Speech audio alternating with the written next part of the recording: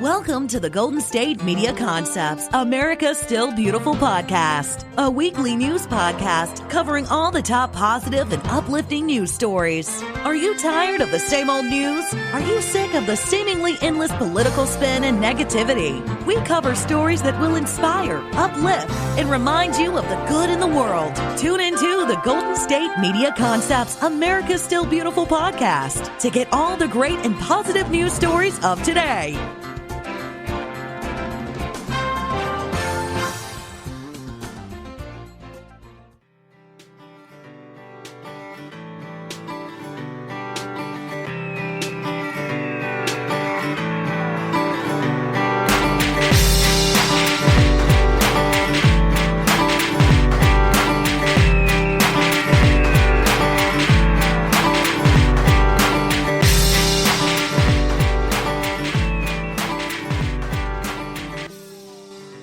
Welcome to GSMC, America's Still Beautiful podcast, brought to you by the GSMC Podcast Network. I am your host, Alyssa Jo, and I am so excited to share these amazing stories with you today.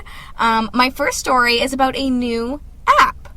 This app is developed to help people who are deaf or, people who just need a little bit extra help with communication, basically. So it's a new video app, and it basically has the potential to revolutionize the way that deaf people interact in their everyday lives, no matter where they are, what scenario they are in. So the app is called Genie. It's a language translation app, and it's launched a new way more like convenient option than just like writing notes back and forth on on a piece of paper or something. So basically within 1 minute of placing a request for help, the users can be connected with an interpreter. At any hour of the day, there is 100 operators on call. And so, if you need help, if you need some translation, you can pop open this app at any time, no matter where you are, and you can get an operator on the call that can help you translate. One of the best features of this is the low cost. There are some traditional video relay services that are available for free in the US, but a lot of these aren't good in Canada or some other different countries. So this company has researched products, that provide in-person interpreters, and they found that a lot of them are really expensive fees, because the services are geared, kind of towards more like the business world. They're charging anywhere between like $90 to $125 an hour, which is really expensive. So Genie actually only charges $1 per minute. But if you buy a package, it actually takes down that fee like even further. And I think the really cool part about this is that the interpreters themselves earn half of the revenue that's generated, which I think is super, super cool. So Genie is, it's not just kind of paving the way for the next generation of ASL interpreter service. They are actually hoping to expand to other sign languages, such as like British and Chinese sign language, kind of just leading to millions more of like convenient ways to interact between people across the world. So I think this is only the beginning to see what this app's going to do and how much it's really going to help. But it's definitely cool to see something like this starting to kind of grow and become something that I think is going to be super helpful. Now, my next story is about Bon Jovi. The New Jersey rock star that we all know. We know him for his, renowned arena anthems, Living on a Prayer, of course, and Wanted Dead or Alive. Well, he's opened up his heart and he's opened up his wallet. Yet again, he has been in the headlines quite a bit in the past decade, just for the amazing deeds that he's been doing. So just this past week, him and his wife opened up their third Soul Kitchen restaurant in New Jersey. But this time it's on a campus of Rutgers University. It serves a whole new demographic of hungry, low-income customers, and that's the college student. Of course. At the grand opening, John actually dismissed the idea that it should, be a rite of passage for students studying hard to eat nothing but instant noodles. But he said the goal behind this location is to play a role in elevating food insecurity among college students and giving them the support that they need to achieve their dreams. You need a healthy and nutritious, balanced diet to be studying so hard and to be going after your dreams. Because there are more than 75% of the 36,000 undergraduate students actually receive financial aid at this university. It is so common for students to be receiving financial aid and to be going through college struggling for money and eating instant noodles, just like he said. So this location of the Soul Kitchen will have students, faculty, staff, and community members. Basically, all you have to do is pay $12, or you use a meal swipe to enter the establishment. And then you can also volunteer at the restaurant to earn meals, which I think is definitely really cool. Or you can even donate money on top of the cost of your own food in order to help cover the price for a meal for somebody else, which is definitely a cool system. So their menu kind of features locally sourced ingredients, definitely offering all these nutritious, healthy meals and several different methods of payment. You can pay what you can pay what you want, you can volunteer, you can pay it forward. It's basically structured just to create a sense of community, and that's really what he wanted. He wanted a sense of community, respect, dignity, as well as charity among the local communities in the area, just to come together and help. And so I think it's definitely super cool to see him open up this restaurant in this location. There are additional locations in Toms River in New Jersey, Red Bank. According to the website, there's more than over 100,000 meals that have been served so far. 46% of the diners are paying through the volunteer kind of program, so they're volunteering their time, and then the remaining 54% are just with donations. But this latest grand opening, Bon Jovi said that he doesn't plan on stopping his food service expansion anytime soon. So it's just going to continue and continue. But I think it's definitely a cool demographic to target college students because, he's definitely right. College students eat a lot of instant noodles because it is cheap and easy to go to, right? So super cool that they're becoming, some more alternatives. Now, my next story is about an electric SUV. It's from the company Canoo. That's an LA-based company. And they make electric SUVs. And they've just opened up their waiting list for this very cool kind of lounge, chill-like electric SUV. So they say that the logic behind, an electric car, truly seeks to kind of transform, the way people think about what a car is, and that's what their logic behind this SUV is. She says the CEO, I believe her name is Yili Kranz. She says most electric cars today look like combustion engine machines. They are SUVs or large sedans with huge batteries, and they're very expensive. What's missing is the affordability. Therefore, we put all of our focus on an affordable electrical vehicle while keeping, in mind the ride-hailing and car-sharing that young generations have kind of embraced. So this SUV kind of speaks loudly to the green urban dweller. It's basically kind of what they're targeting. That's what they said. Many of them consider, automobiles to be primary driver of climate change. They're too expensive, or they're just plain inconvenient when ride-sharing options like Uber and Lyft are just so huge these days. So this pod-like kind of vehicle created a unique proposition that young people are kind of already embracing with this waiting list. So they have this subscription strategy that they're going after, which is designed to reduce, the cost by, bundling basically the flat monthly payment. So it's like a subscription, and it includes your maintenance, your registration, your insurance, and it's charging on a month-to-month basis with no contract, which I think is super cool. So no one knows exactly how much it's going to cost a month, so the value hasn't been determined or confirmed yet, but the waiting list for 2021 has opened and is completely obligation free. This company just keeps sounding better and better to me, in my opinion. So the interior of this SUV, first of all, it has 300 horsepower and a range of 250 miles. It can kind of be described as having furniture more than seats. It's very like lounge-like. I definitely see how it can kind of like target to more of like the younger demographic. It's kind of meant to resemble a Zen garden instead of a limousine.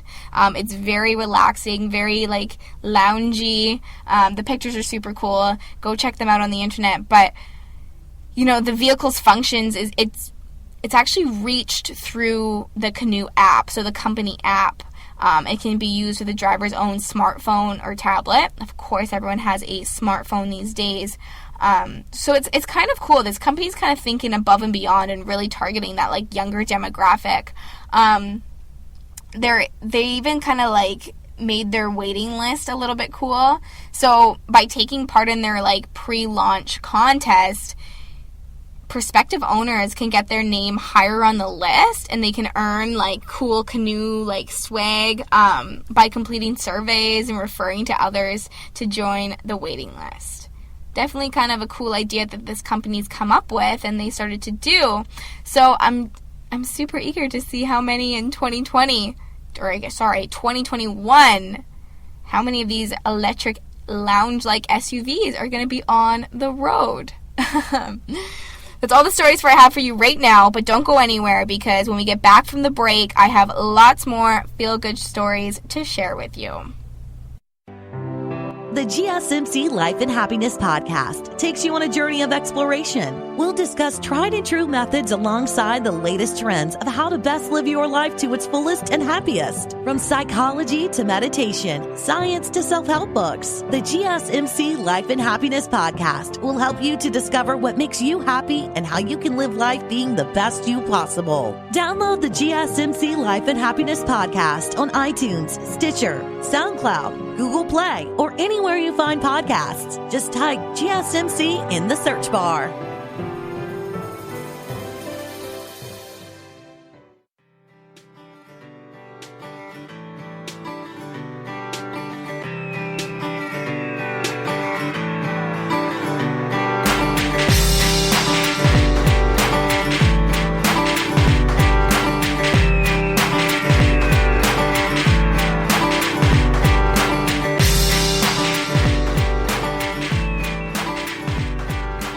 Welcome back to GSMC, America's Still Beautiful podcast.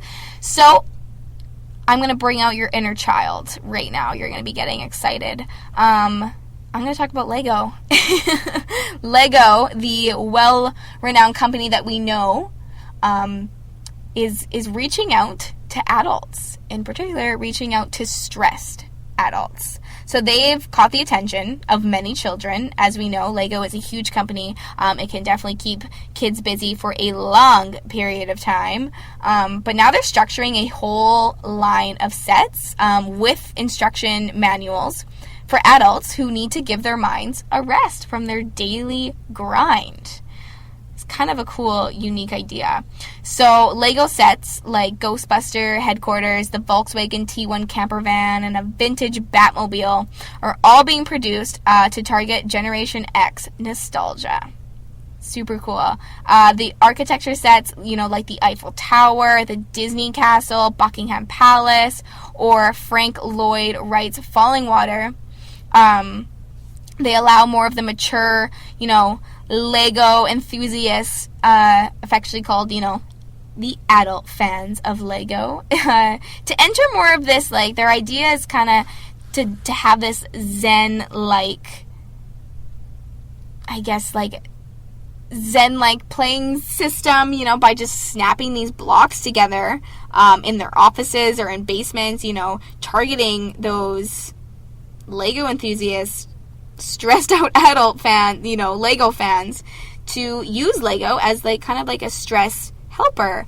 The business culture in America is embracing the idea of like mindfulness moments, and it's so true. So taking time, out of your day to recharge and from your daily grind, is becoming really a part of everybody's everyday life, and to be mindful. So Lego is kind of based loosely on Zen and Buddhism.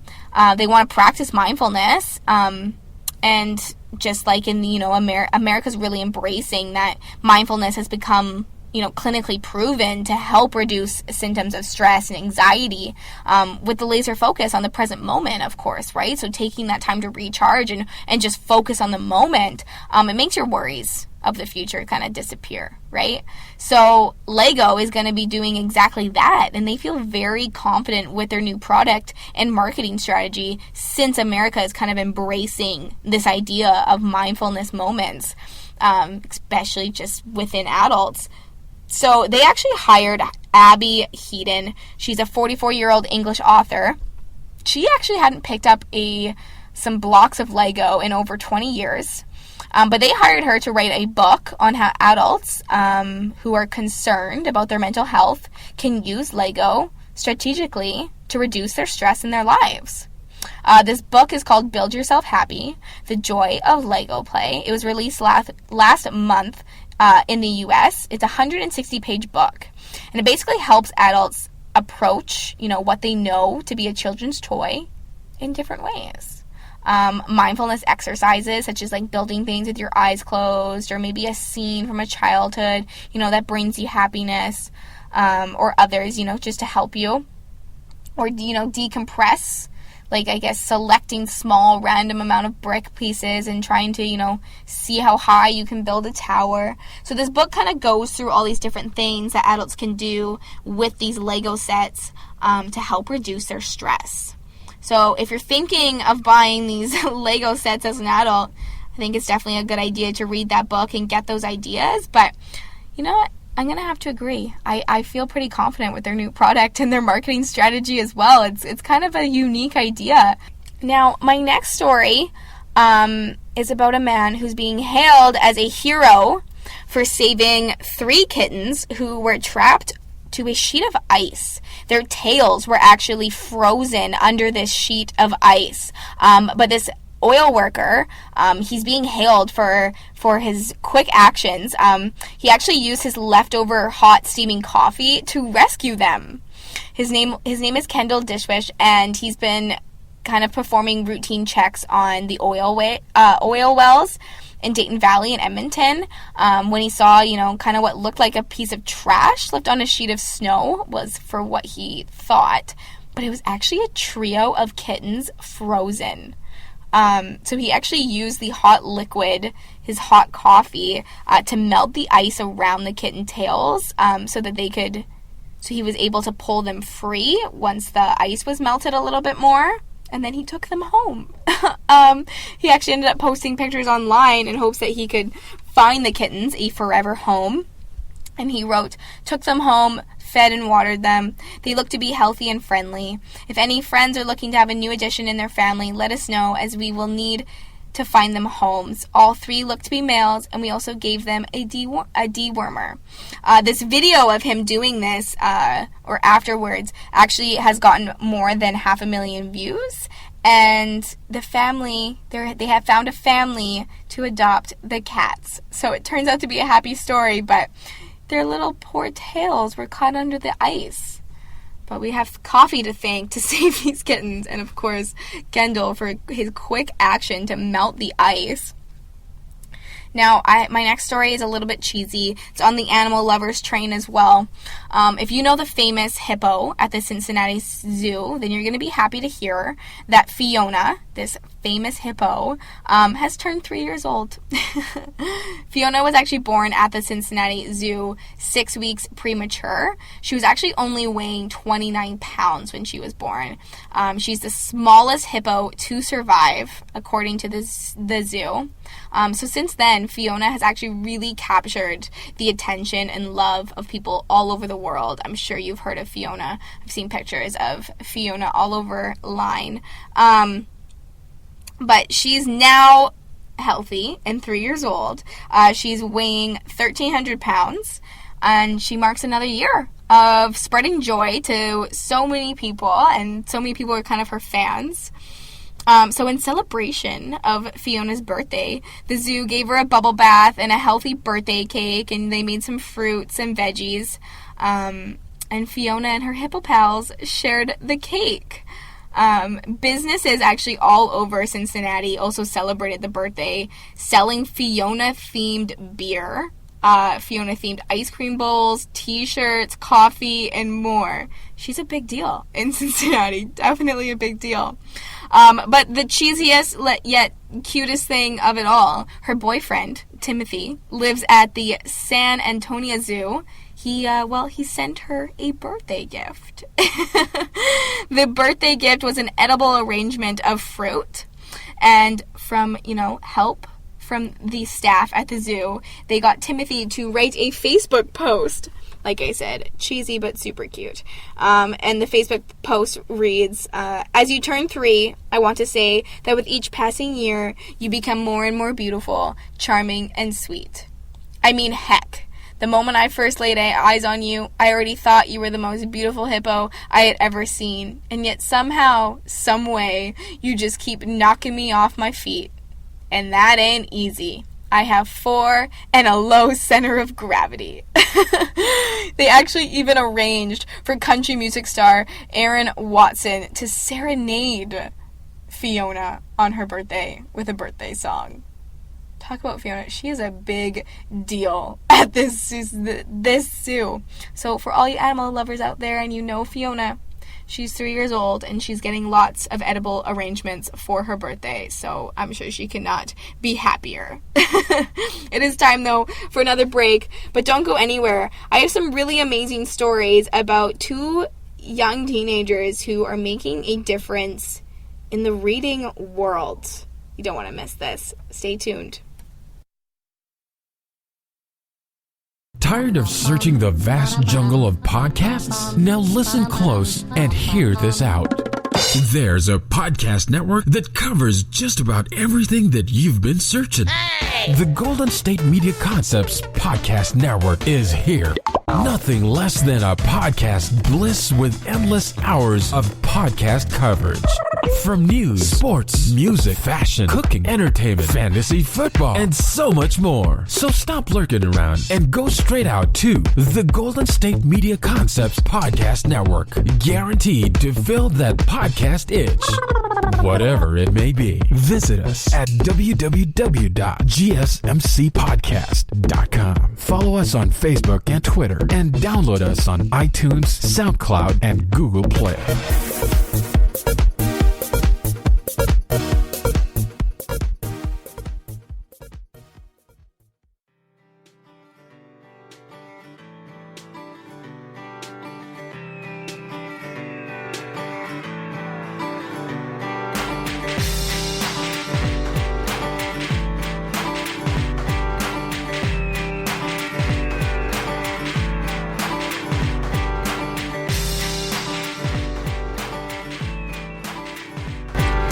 Welcome back to GSMC, America Still Beautiful. I'm going to talk to you about 2 teenagers who, found something that they wanted to change in society, in the reading world, I guess I'm calling it, and they're making a difference. So, 2 teenagers, they're from Michigan. They're sisters. Their name is Zena and Mena Nazari. They're 17 and 15 years old. And these 2 young girls started the nonprofit organization called Girls of the Crescent. This organization increases the number of books in libraries and schools with Muslim female characters. Pretty cool. So they took this further.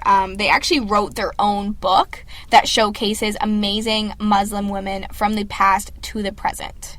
So let's rewind and give you a little bit of a background story for all of this. So this started 2 years ago. These girls were given a school project to research an inspirational historical figure. So Zenia picked Fatima al-Fili, I'm not going to be saying that right, a Muslim woman credited with establishing the world's first university. And then Mena picked Sabia Goshen, also probably not saying that right, and she was believed to be the world's first female combat pilot. So they picked these incredible women, but they realized that their school and their public library didn't have any books about their heroes or any books with Muslim female main characters. So this was the first time that they realized that there was a lack of representation and diversity in the books that they had access to. So then this is when they got the idea to kind of start this non-profit organization. So sometime after the project, the girls actually reached out to the PTA of Rochester Community Schools and asked for funding to add books with Muslim characters in the school's media center. The response to the idea was actually really, really positive, and the books were placed in the libraries of most of the schools in the district, which, that sounds amazing right there. So 200 books in the Rochester Community School District. And then this whole thing actually blew up and turned into a nonprofit. So they basically just asked for some extra books with the Muslim characters, and they turned it into this nonprofit organization that is now making a big difference. So the girls had to do their research. They had to find some books that had Muslim female characters. They made a list on their website and arranged books by age and range. So Girls of the Crescent, the nonprofit organization, has donated over 700 books to school libraries and public libraries around the community. Their work has also spread to other states, though, even different countries. So the sisters have even donated books to schools in Morocco, Hong Kong, France, and England. It's pretty cool. So apparently, at first they would reach out to schools and places, and then as it started to get bigger and making more of a difference, people started reaching out to them in, different countries. And they're super excited to share their own book. So it's a biography of 50 inspirational Muslim women. They wrote this all by themselves. It basically goes back to the Islamic golden age to more modern figures. Kind of has a wide range of Muslim women, and it just displays kind of what they've done. And they feature women, just like women that they look up to. And they just saw this demand for diversity in books, which is so true. So they've gone above and beyond. They created a nonprofit, and now these two young girls have actually written a book on Muslim women that they look up to, and now they're spreading it all over the world, which is definitely super cool. If you did catch a recent episode, I talked about a Virginia teacher who also kind of went above and beyond to get kids excited about reading, which is definitely really, really cool, because as I read that story the other day and shared it with you guys on the episode, now this one about the Muslims is coming up. And according to recently published Gallup poll, the first of its kind conducted in almost 2 decades. Well, this poll says that Americans visited the library far more than any other cultural institution in 2019. So on average, visits to the library far exceeded any other recreational activity, with U.S. adults reporting that 10.5 trips per year. So it's cool to see these stories about, people making a difference, making books more diverse, dedicating their time to making people fall in love with reading again, and then getting this poll information back that U.S. adults are actually going to the library more than anything. So in contrast to this number, Americans only reported paying 5 annual trips to the movie theater, 5 trips to sporting events, and 4 trips to musical or theatrical performances, and only 2.5 trips to museums. But 10.5 trips to the library. What a difference. So this data says that, that low-income adults visit public libraries slightly more than higher-income families, most likely because of how, most library services are free. Although, service reporters did report that women visiting the library nearly twice as frequently as men do. 13.4 to 7.5 visits. So women visit 13.4 and then men are 7.5. So I thought those were kind of unique statistics that went along with those couple stories. Definitely cool to see the incline in the love of reading for so many people. Now, my next little thing that I want to share with you, Valentine's Day is right around the corner. Some of us love it. Some of us hate it. It's the end of January, though, and that's kind of people's next mindset that's kind of going on in their mind. And I found some pretty interesting statistics and numbers about Valentine's Day and the United States, so I thought I would share them with you today. So, according to a new survey, 4 in 5 Americans are genuinely excited about Valentine's Day. This actually could be even more than Christmas, which blows my mind. Around Christmas time, I remember reading some statistics on America's Still Beautiful about how people are excited for, Christmas and all the gift giving and all of that. So it's interesting to read all these numbers now that 4 in 5 Americans are actually genuinely excited about Valentine's Day. So this poll of 2,000 Americans found that this Hallmark holiday tops the charts for Americans. 81% saying that they get excited about February 14th, while just 68% say they get excited about the December holiday season. Blows my mind. Which might be because, it's just because, the holidays are kind of over and concluded. It's kind of what this poll says, but who knows? But more than half of the participants say that they look at Valentine's Day as a way to show appreciation towards everyone they love. These days, that includes love of all kinds, partners, friends, kids, pets, whatever it is, it's a day to show love. So a study that was conducted by One Poll with Zulily, it examined Valentine's Day habits and behavior. And it showed that this date isn't actually really about romance to a lot of people. So 59% said that they celebrate with their closest friends, 51% celebrate with their kids, and 28% will hang out with their fur babies. Pretty cool. So what about buying gifts?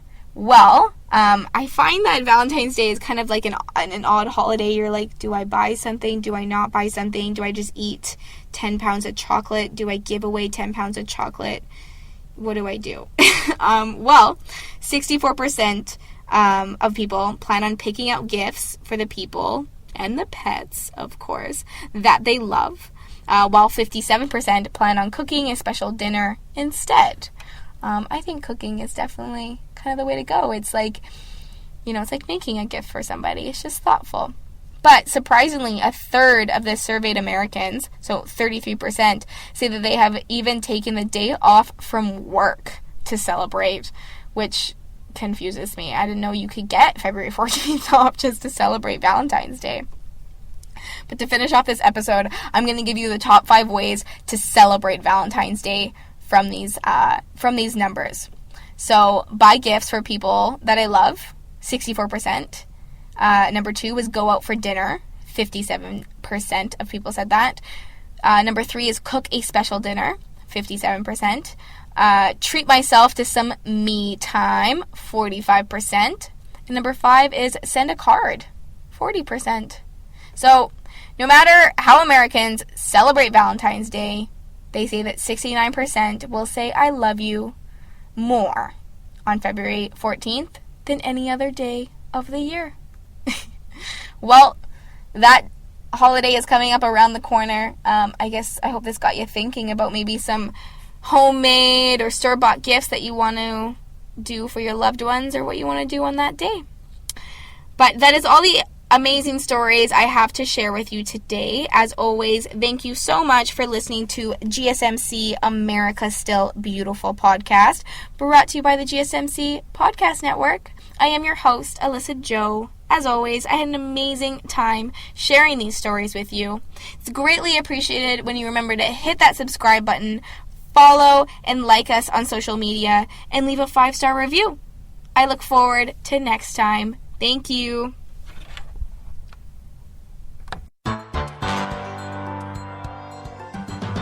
You've been listening to the Golden State Media Concepts America's Still Beautiful podcast, part of the GSMC Podcast Network. You can find this show and others like it at www.gsmcpodcast.com. Download our podcasts on iTunes, Stitcher, SoundCloud, Google Play, or anywhere you find podcasts. Just type in GSMC to find all of our shows. From the GSMC Podcast Network, from social media news to marketing news, and even weird news, the GSMC Podcast Network has you covered. You can also follow us on Twitter and Facebook. Thank you, and we hope you have enjoyed today's episode of the Golden State Media Concepts America's Still Beautiful podcast.